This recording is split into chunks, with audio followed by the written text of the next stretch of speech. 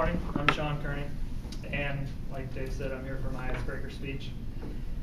And as my title suggests, this is something that I have loved my whole life, but it's something that any objective person would look at and wonder what the hell I'm thinking. It literally has no redeeming qualities at all, and I'm talking about the KU football program.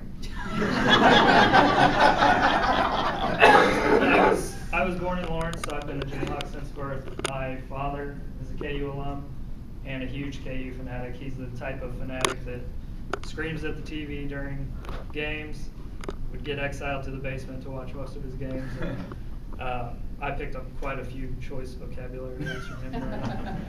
Despite of that, I still grew up a KU fan, and he and I would make a trip every year up to KU to watch KU play in person.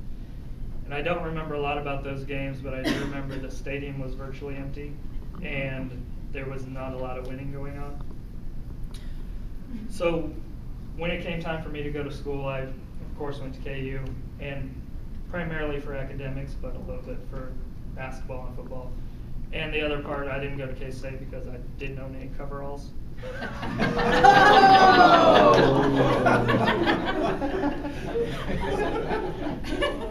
Most of my time at KU was during the Terry Allen era, and if you're familiar with Terry Allen, he was a terrible coach, and that was a very sad time in KU football history.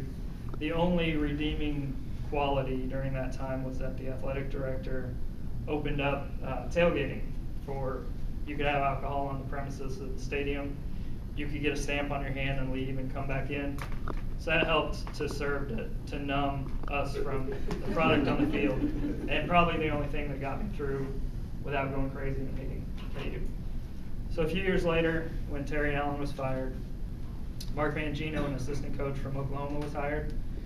And when he was hired, he brought his then former boss, Bob Stoops, to a practice to help him evaluate the talent on the roster. And Bob Stoops told him out of the 120 players on the team, he had 12 Big 12 caliber players. So as you can imagine, the next few years were pretty disappointing as well. My friends and I would still go to the games and still drink quite a bit and talk about the small positives we saw and follow recruiting, try to figure out who the next player that was going to be good was.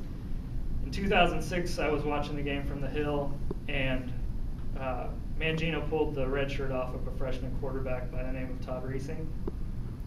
He led KU back to a victory in that game against Colorado. And then the next year, my longtime suffering was finally repaid when KU had its greatest football season to date.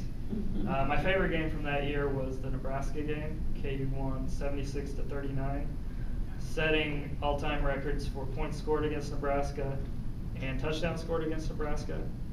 And that game also set an all-time record for bachelor parties had by me. So it was quite a fun day for me. Later that season, KU won the Orange Bowl, their only BCS Bowl victory. But the good thing about that is that our main rivals have no BCS Bowl victories, so we've got that on them. Mangino was run off by the athletic director a few years later and replaced by Turner Gill, who immediately plunged KU back into the depths it had known under Terry Allen. Turner Gill was mercifully fired 2 years later. Unfortunately, he was replaced by Charlie Weiss, who was even a worse coach probably, and kept that downward spiral going. In those days, I would go to Lawrence to watch the games. We'd start at Louise's West for their great Bloody Marys, and most of the time I didn't make it off my bar stool. It'd come time to go to the stadium, and I just didn't have the heart. So we'd watch it in the bar. Charlie Weiss was fired less than 2 years later and is now being paid by 2 universities not to coach for them. So that brings us to present time, and KU has hired a former KU assistant by the name of David Beatty.